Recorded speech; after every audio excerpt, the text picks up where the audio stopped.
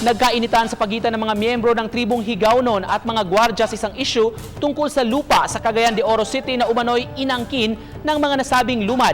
Kapulisan pumagitna na upang mapigilan ang karahasan sa lugar. Detalye sa report ni Cyril Chavez ng GMA Regional TV 1 Mindanao.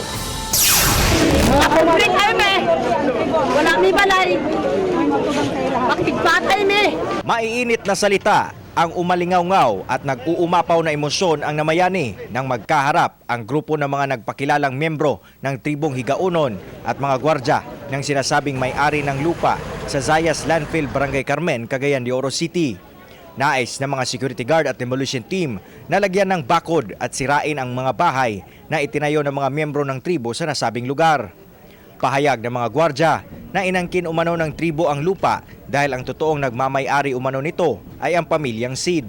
Ayon sa tribo, ancestral domain nila ang lupa kaya sila nagtayo ng mga bahay sa lugar.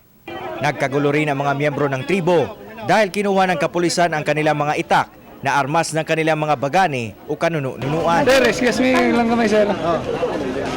Among sandata, sir, among nandan nga dala isip tribo, sir. Among mga sandata. Sabot wala. Among sandata, sir, kikuha, sir. Sa patrol. Among para sa among, sir. Among dato. Sabot wala. Ngunit pinanindigan ng otoridad na ginawa nila ang pagkuha sa mga itak upang maiwasan ang anumang karahasan. Kaya ilang beses na pinakalma ng pulisya ang mga miyembro ng tribo.